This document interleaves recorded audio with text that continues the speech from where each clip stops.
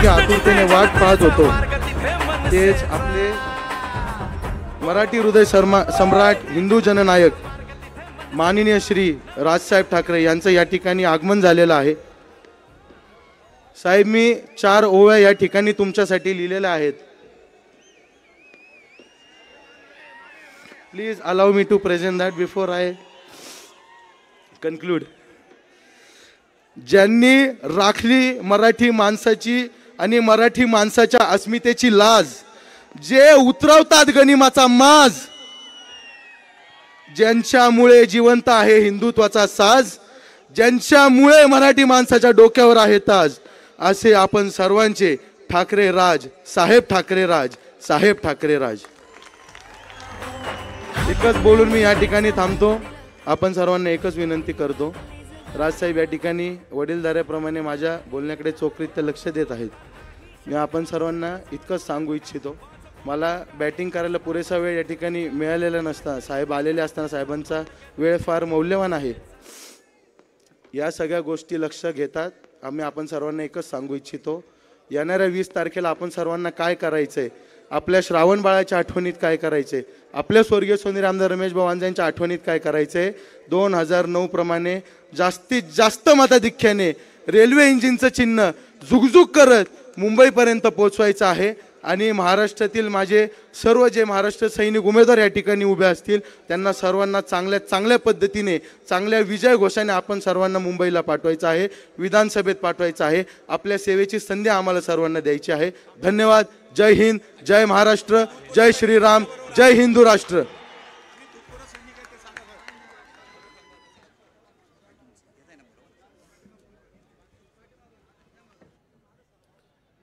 जमलेल्या माझ्या सर्व हिंदू बांधवांनो, भगिनींनो आणि मातांनो,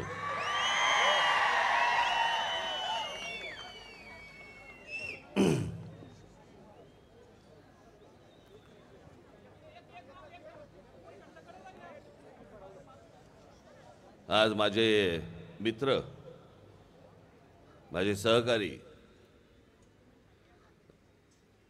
रमेश वांजळे यांच्या मुलासाठी म्हणून मी आज इथे प्रचाराला आलोय।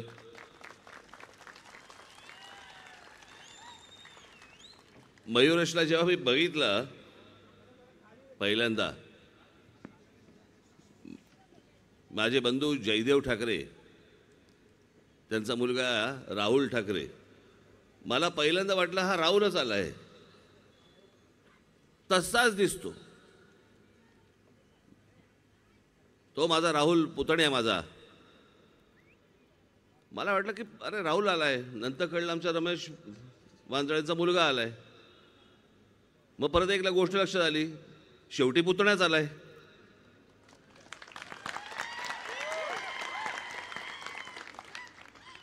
मला तो दिवस अजूनही आठवतोय मला। आमचा रमेश शेवटचं जे कोणाशी बोलला असेल ते तो मायाशी बोलला।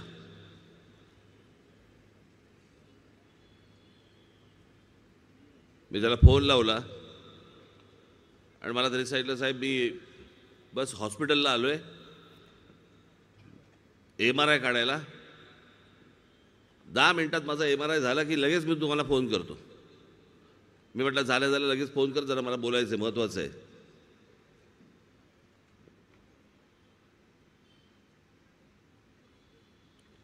आणि 15 मिनिटांनी 20 मिनिटांनी मला फोन आला की आमचा रमेश गेला। मी म्हटलं म्हणजे माझ्याशी आत्ता तर बोलला, म्हटलं नाही म्हणे त्या MRI काढताना म्हणे गेला।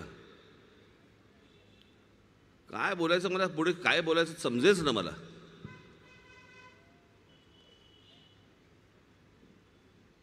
बाकीचे अनेक जण मला सोडून गेले, पण आज रमेश असता, आज रमेश माझ्या बरोबर असता।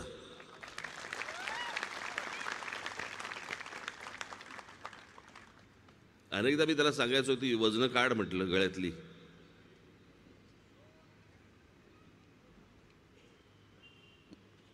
तर माझ्या समोर कधी घालायचं नाही, बाहेर जाताना घालायचं।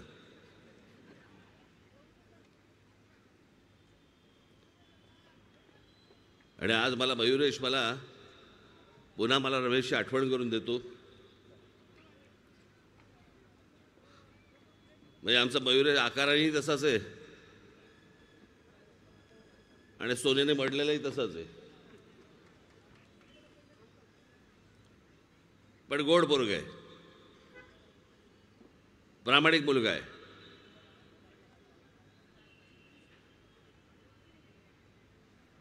म्हणजे आज हे तुम्ही परत मतदान कराल ते महाराष्ट्र नवनिर्माण सेनेला तर कराल, पण ते मतदान करताना तुम्हाला असं वाटेल आपण परत रमेश वांजळेसाठीच मतदान करतो.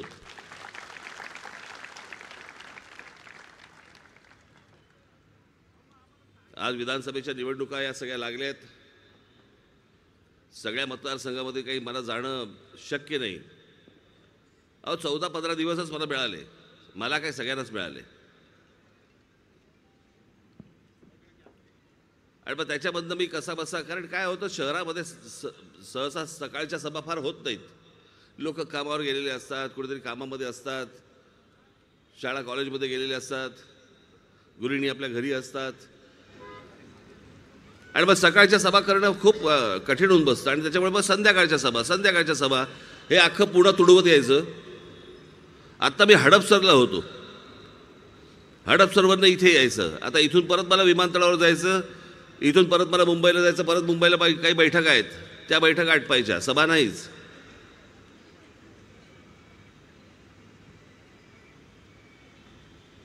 पण एवढ्या सगळ्या सभा घेत असताना मला मयुरेशसाठी सभा द्यायचीच होती.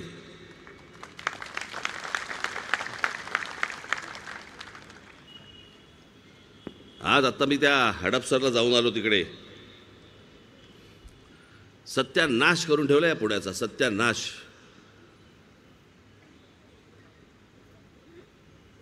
मगाशी मी तिथे सभेमध्ये मी अनेक काही गोष्टी सांगितल्या. आता तुम्हाला काही मुद्दा कदाचित बोलता बोलता माझ्या तोंडात येतील परत त्या. पण काही भाग जे मी बघतो ना महाराष्ट्रामधले, पुण्यामधले, मुंबईमधले, म्हणजे तिकडची लोक जेव्हा मी बघतो त्यावेळेला मला असं वाटतं की सला मरण येत नाही म्हणून जिवंत आहेत.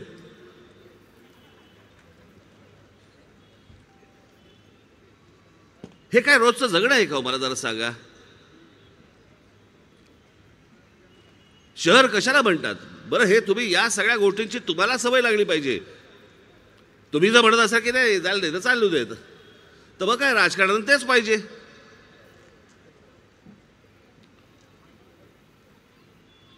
जेव्हा काही घटना घडतात, गोष्टी घडतात, त्यावेळेला बोटं मोडता आणि नंतर सगळ्या गोष्टी विसरून जातात. आम्हाला चांगले रस्ते मिळत नाहीत, रस्ते मिळाले आम्हाला गाड्या चालवायला, त्याच्यामध्ये आम्ही ट्रॅफिक जॅममध्ये अडकून पडतो. आम्हाला चांगले फुटपाथ मिळत नाहीत, आम्हाला चांगल्या शाळा मिळत नाहीत, शाळांमध्ये ॲडमिशन मिळत नाहीत, चांगली हॉस्पिटल्स मिळत नाहीत, रुग्णालय मिळत नाहीत, असली तर त्याच्यामध्ये खाटा मिळत नाहीत. सगळी बजबजपुरी, सगळी सत्यानाश झालेला आहे या सगळ्या गोष्टींचा. याचं कारण काय हवंय हे तुम्हालाही माहित नाही आणि काय द्यायचं आहे हे राजकारणाला माहित नाही.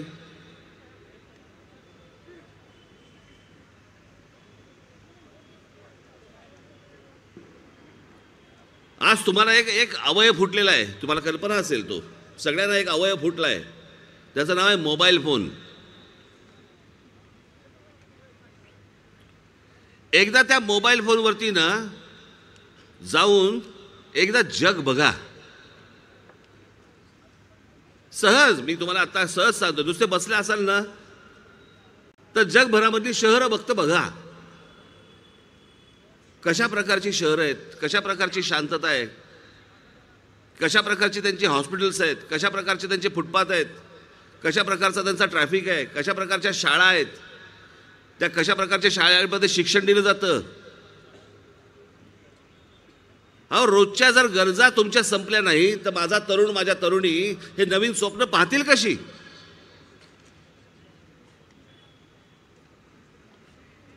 जगभरामध्ये अनेक तरुण, अनेक तरुणी वेगवेगळे शोध लावतायत, वेगवेगळ्या कंपन्या काढतायत, आणि आमच्याकडे रोजच्याच गरजा पुरवता म्हणजे त्यातनं वाट काढता काढताच आमची नाकी नऊ येते. नवीन स्वप्न बघणार कुठून? आमच्याकडे काय गिनीज बुक ऑफ वर्ल्ड रेकॉर्डमध्ये आमच्या भारताचे लोक कोण? नखं वाढवलेले आणि मिशा वाढवलेली. त्याला अक्कल लागत नाही, कापली नाही की वाढत जातात.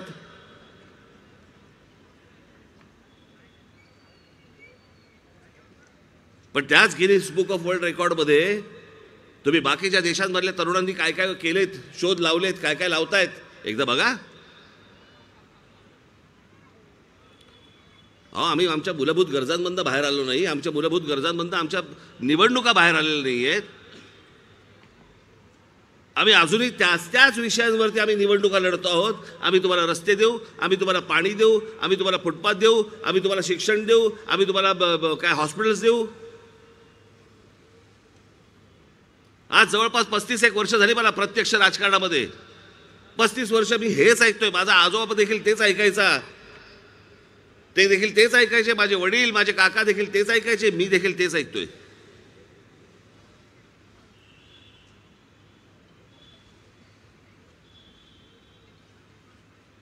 हे विषय एकदाचे संपणार आहेत की नाही संपणार आहेत? बरं, हे विषय काही रॉकेट सायन्स नाहीये. पण त्या बाबतीत का सुटत नाहीयेत? कारण तुम्ही रागावत नाही, तुम्ही चिडत नाही, तुम्हाला या गोष्टी समजत नाहीत. तुम्ही ज्या लोकांना निवडून देता त्यांना हे प्रश्न विचारत नाहीत, म्हणून अजूनही तेच प्रश्न सुरू आहेत. आणि या मूलभूत गरजा ज्या आहेत, या मूलभूत गरजांकडे तुमचं लक्ष जाऊ नये म्हणून या सगळ्या राजकारण्यांनी एक गोष्ट काढलेली आहे. काय काढली आहे? तुम्हाला जाती जातीमध्ये विभागून टाका, जाती जातीमध्ये द्वेष निर्माण करा. हा या जातीचा, तो त्या जाती. अहो तुम्ही काय घेऊन बसलात तुमच्या जाती? आम्ही महापुरुष जातीमध्ये विभागून टाकले. आमचे शिवछत्रपती कोणाचे? मराठ्यांचे. बाबासाहेब आंबेडकर कोणाचे? आमचे दलितांचे. आमचे ज्योतिराव फुले कोणाचे? माळ्यांचे. आमचे लोकमान्य टिळक कोणाचे? आमचे ब्राह्मणांचे.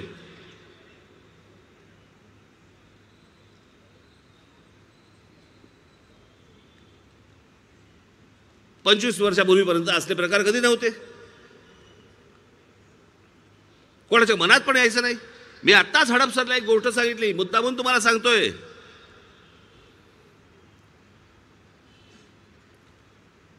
आपण महाराष्ट्राची जातीपातीमधनं परिस्थिती किती खालावून ठेवलेली आहे ना, त्याचं एक उदाहरण म्हणून मी तुम्हाला सांगतोय. उदाहरण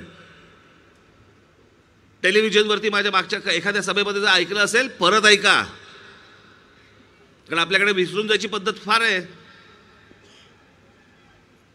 या जातीपातीमधल्या द्वेषामधनं हे जे विष कालवलं गेलंय ना, याच्यातनं मराठवाड्यामधली एक परिस्थिती तुम्हाला सांगतो. इतकं घाण जे मी आजपर्यंत कधी ऐकलं नव्हतं आणि पाहिलं नव्हतं. एका कुटुंबातली एका व्यक्तीचं निधन झालं आणि निधन झाल्यावरती त्या घरामध्ये माणसं होती 3. ज्याचं निधन झालं होतं 4.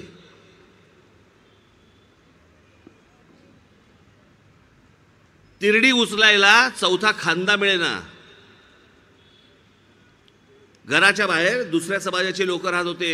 एरवी खेळीमेळीने राहणारे गेल्या 5-10 वर्षामध्ये, खास करून 5 वर्षात एकमेकांचा द्वेष करायला लागले. द्वेष.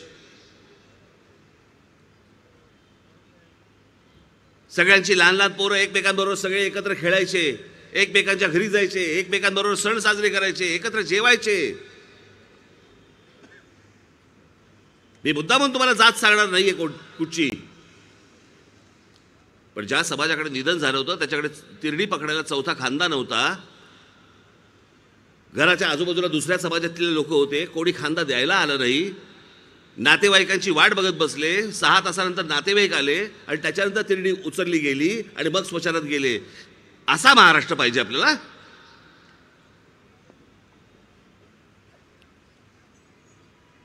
अशा प्रकारे जर महाराष्ट्र विचार करणार असेल, मला हे राजकारणच नकोय, मला या निवडणुकाच नकोयत, मला याच्याशी काही देणं घेणंच नाहीये.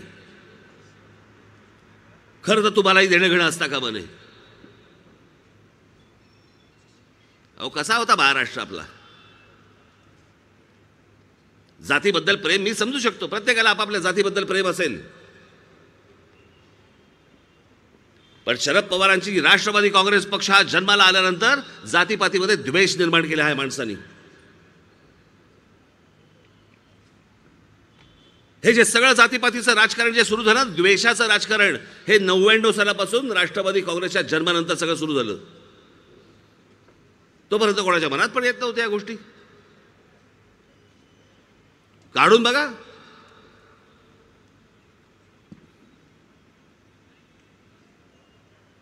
मी आत्ताच एक उदाहरण दिलं आमच्या शिवछत्रपतींचं आमच्या निधन झाल्यानंतर तिकडे एक समाधी बांधली गेली. आत्ता होती तशी नव्हे, रायगडावर. मग कोणी मूर्ख तिकडे गेले. त्याच्यानंतर त्यांना वाटलं त्या समाधीच्या खाली काहीतरी आपल्याला मिळेल, धन बिन मिळेल, म्हणून त्यावेळेला ती काहीतरी विचित्र अशी उकरून ठेवलेली, उद्ध्वस्त केलेली. त्या आमच्या शिवछत्रपतींच्या समाधीवरती पहिली जर व्यक्ती कोणी गेली असेल तर ते आमचे ज्योतिराव फुले गेले.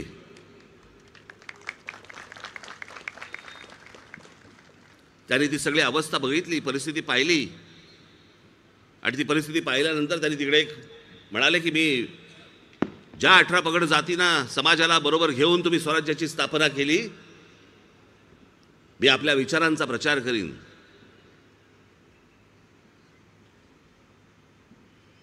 महात्मा ज्योतिराव फुले यांच्या नंतर त्या समाधीवरती जर कोणी गेलं असेल तर ते आमचे लोकमान्य बाळ गंगाधर टिळक. एक माळी समाजाचा समाधी कोणाची? मराठा समाजातल्या माणसाची. दुसरा माणूस कोण गेला? तिसरा ब्राह्मण समाजातला. याचं कारण कोण कुठच्या जातीचा आहे असा विचार मनामध्ये पण येत नसे. हा महाराष्ट्र घडवला कोणी? हा महाराष्ट्र उभा कोणी केला? या महाराष्ट्राला विचार कोणी दिला? हे प्रत्येक समाजातल्या व्यक्तीला माहिती होतं. आमच्या शिवछत्रपतींनी दिला. या महाराष्ट्राला ओळख कोणी करून दिली? या शिवछत्रपतींनी करून दिली.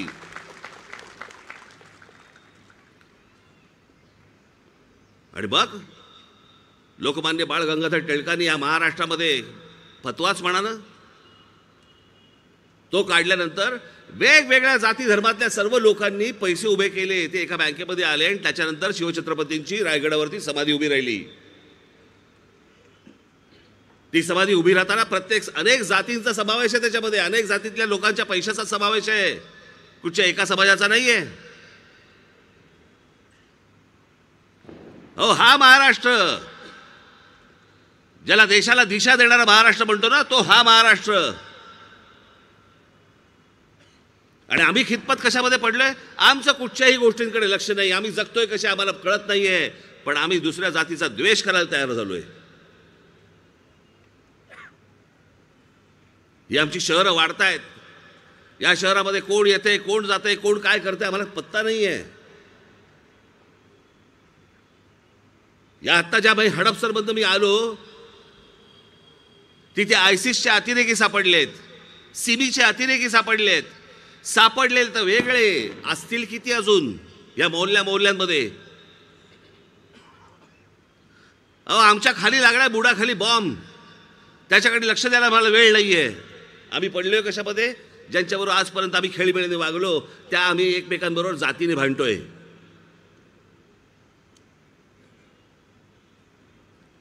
आणि एकदा का तुम्ही या जातीपातीमध्ये भांडायला सुरुवात केली, मूळ विषयांकडे लक्ष कोण देणार? या आमदार खासदारांना हेच हवंय की तुम्ही या जातीपातीच्या आणि सगळ्या गोष्टींमध्ये गुंतून राहा. आम्ही या रस्त्यांची आणि फुटपाथची टेंडर काढतो. टेंडर काढल्यावर रस्ता बनेल. रस्ता बनला की तो खराब होईल 6 महिन्यात. परत आम्ही एक टेंडर काढू, त्याच्यामधनं आम्ही आमचे टक्के घेऊ, आम्ही आमचे पैसे चालू ठेवू. तुम्ही जातीपातीमध्ये भांडत राहा.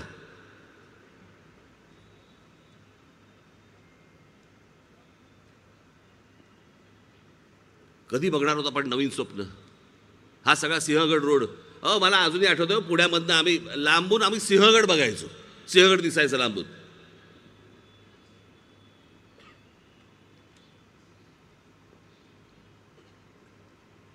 आज 50-60चे जे लोक असतील त्यांना हे जर प्रश्न विचारले ना की आत्ताचं पुणे आवडतंय का जुनं पुणे आवडतंय, जुनं पुणे म्हणतात.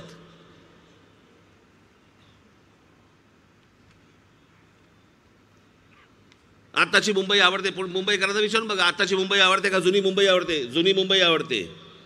ठाणेकरांचा विचारून बघा, आत्ताचं ठाणं आवडतं का जुनं ठाणं आवडतं? जुनं ठाणं आवडतं. आत्ताचं नाशिक आवडतं का जुनं नाशिक आवडतं? आत्ताचं नागपूर आवडतं का नाही जुनं नागपूर आवडतं? मग आपण प्रगती केली का अधोगती? आपण विकास केला का सत्यानाश? मग आजपर्यंत ह्या सगळ्या लोकांना जे रांगेमध्ये उभे राहून जे मतदान केलं, हे कशासाठी केलं आणि कोणासाठी केलं?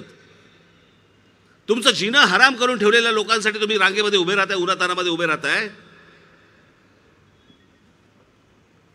आणि याचं आपल्याला काहीच वाटत नाही. आज आपल्या पुण्यामधली अनेक मुलं, मुंबईमधली अनेक मुलं हा देश सोडून परदेशात चाललेत, देश सोडून निघालेत. का? शिक्षण तर त्यांना इथेही मिळू शकतं, नोकऱ्या तर त्यांना इथेही मिळू शकतात. मग ही मुलं का सोडून चाललीत देश? ही मुलं परदेशात का चालली आहेत? आणि याचं एकमेव कारण सभोवतालचं वातावरण. वातावरण इतकं घाणेरडं आहे. आजूबाजूला गोंगाट, रस्त्याने चालता येत नाही, कुठची शांतता नाही, एकमेकांकडे जातीच्या द्वेषाने बघायचं.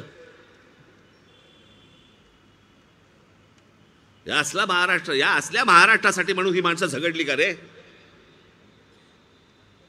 मी जो महाराष्ट्राचा विकास बघतोय, मी महाराष्ट्राचं जे एक विजन बघतोय, मी महाराष्ट्राचं एक स्वप्न बघतोय, मला कुठच्या खुर्चीचा सोच नाही हो, की माझ्या गळ्यामध्ये मुख्यमंत्री पदाची बाळ पडली पाहिजे, त्याच्यासाठी नाही करत मी. माझी इच्छा आहे, माझं ते स्वप्न आहे की ज्या हिंद प्रांतावरती ज्या आमच्या मराठेशाहीने साम्राज्य गाजवलं, राज्य गाजवलं, ते गतवैभव पुन्हा एकदा महाराष्ट्रामध्ये मला आणायची इच्छा आहे माझी. तुमच्या सहकार्याने मला ते आणायचंय. तुमच्या स्वप्नामध्ये नवा महाराष्ट्र दिसला पाहिजे. हे स्वतःच्या स्वार्थासाठी म्हणून जे तुम्हाला चिखलामध्ये घालतायत ना, यांच्यापासून तुम्ही बाहेर आलं पाहिजे. ह्यांना चिखलात घाला.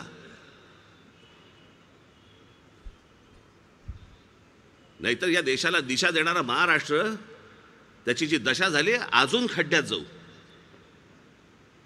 अजून खड्ड्यात जाऊ आपण. ही जी माणसं आता जी उभी आहेत निवडणुकीला, बाकीच्या पक्षांमध्ये कोणतंही स्वप्न नाही, कोणताही विचार नाही. जाहीरनामे नुसते तुमच्या तोंडावरती फेकायचे, हे दर 5 वर्षांनंतर ठरलेली गोष्ट असते. उद्या सकाळी महाराष्ट्र नवनिर्माण सेनेचा उद्या आपला जाहीरनामा बाहेर येतोय.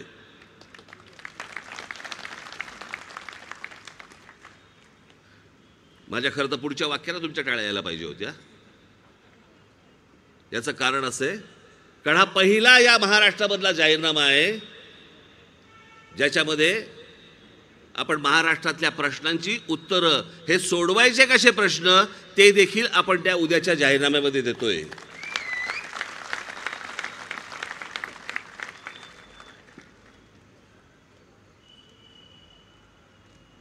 महाराष्ट्राचा विकास आराखडा, महाराष्ट्राची ब्ल्यूप्रिंट 2014ला आपण आणली. 2006 साली महाराष्ट्र नवनिर्माण सेनेची ज्याला स्थापना झाली, त्यावेळेला मी म्हटलं होतं, मला महाराष्ट्राची ब्ल्यूप्रिंट मला महाराष्ट्रासमोर आणायची आहे, की या राज्यामधले प्रश्न सुटत नाहीत कसे काय, का नाही सुटत? हे काही रॉकेट सायन्स नाहीये, हे काय आपल्याला अणुबॉम्ब बनवायचा नाहीये. अहो, जगामध्ये हे सगळे प्रश्न सुटलेले आहेत, मग आपल्याकडे का नाही सुटत? कारण इच्छाशक्ती असलेली माणसंच नाहीत.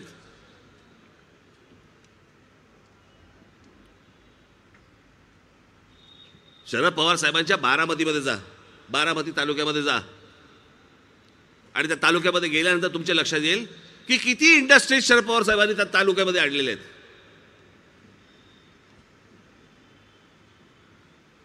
किती किती उद्योग आणले त्या तालुक्यामध्ये. मग पवार साहेब, जर बारामती तालुक्यामध्ये जर समजा तुम्ही उद्योगधंदे आणू शकता, माझ्या महाराष्ट्रात का नाही आणले? आम्ही तुम्हाला महाराष्ट्राचा नेता म्हणून का म्हणायचं? जो महाराष्ट्रातल्या प्रत्येक भागामध्ये उद्योगधंदे आणेल, महाराष्ट्रातल्या प्रत्येक भागामध्ये जेव्हा उद्योगधंदे येऊन ज्याला रोजगार निर्माण होईल, माझ्या बेरोजगार तरुणांना ज्याला काम मिळेल, तो महाराष्ट्राचा नेता.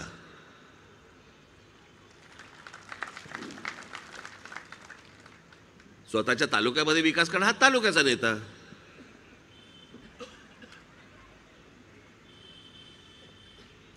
जाणता राजा बिंचा राजा तर नंतरचीच गोष्ट.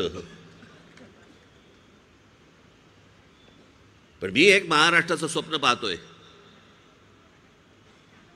आणि ते स्वप्न खरं आहे. जे मला स्वप्न हे उतरवता येण्यासारखं आहे. पण ते पहिल्या उद्या तुम्ही सत्ताच मागतोय तुमच्याकडे. या महाराष्ट्राची सत्ताच मागतोय. पण हे सत्ता मागत असताना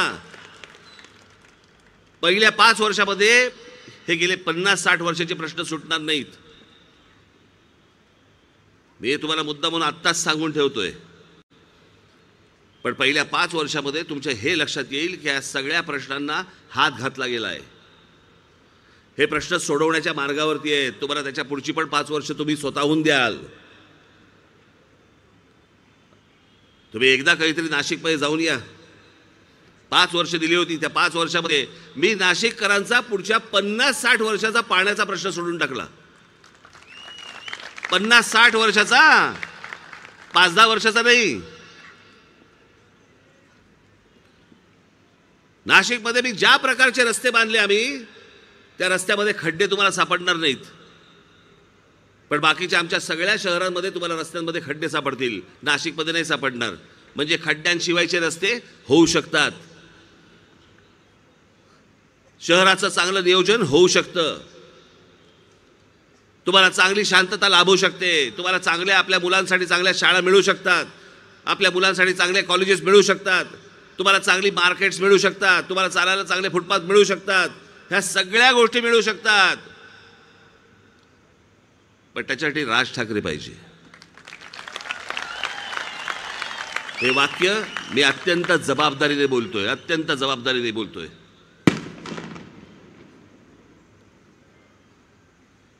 माझी आपणा सर्वांना म्हणून मी हात जोडून विनंती आहे की अनेकांना संधी दिलीत तुम्ही. अनेक तुम्ही आमदार पाहिलेत. अनेक तुम्ही खासदार पाहिलेत. आज इकडे मयुरेश उभा आहे. कुठे आहेस रे? ये समोर.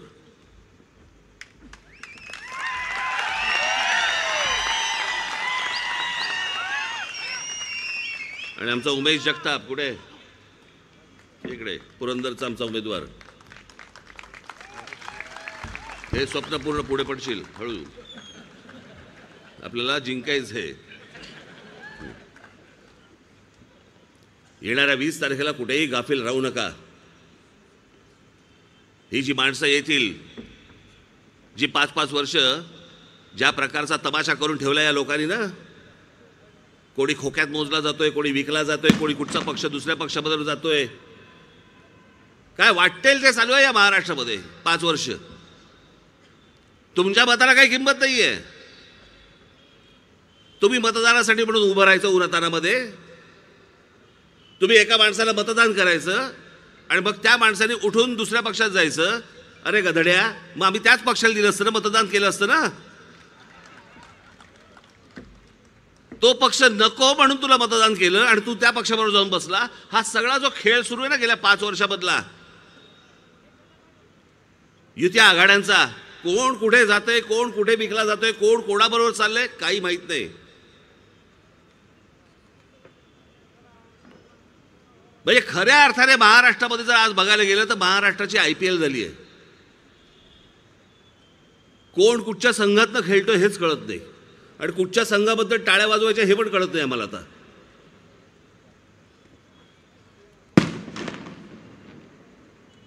आज जो तुमच्या मतांचा जो अपमान गेल्या 5 वर्षामध्ये झालाय ना, त्याचा बदला घ्यायची वेळ आली आहे. आज महाराष्ट्रामध्ये सगळ्या ठिकाणी महाराष्ट्र नवनिर्माण सेनेचे उमेदवार उभे आहेत. ज्या लोकांनी या संपूर्ण महाराष्ट्रामध्ये अख्खा राजकीय चिखल करून ठेवला, शर्मेने मान खाली घालायला लावली आम्हाला, ती परिस्थिती जर दूर करायची असेल तर महाराष्ट्र नवनिर्माण सेनेचे जिथे जिथे म्हणून उमेदवार उभे असतील महाराष्ट्रामध्ये, मला सगळ्या मतदारसंघामध्ये मला जाता नाही आलं, येऊ शकलो नाही, त्याबद्दल मी क्षमा मागतो महाराष्ट्राची. परंतु जिथे जिथे माझं या टेलिव्हिजन माध्यमातून किंवा सोशल मीडियामधनं कुठूनही माझं भाषण ऐकत असाल, माझी सर्वांना महाराष्ट्राला माझी हात जोडून विनंती आहे, जिथे जिथे म्हणून माझ्या महाराष्ट्र नवनिर्माण सेनेचे उमेदवार उभे असतील त्यांना येत्या 20 तारखेला आपण रेल्वे इंजिन या निशाणीवरती बटन दाबून प्रत्येकाला प्रचंड प्रचंड मताने आपण विजयी करावं असं एक आवाहन सर्वांसमोर करतो आणि आपल्या सर्वांची मी रजा घेतो. धन्यवाद. जय हिंद, जय महाराष्ट्र.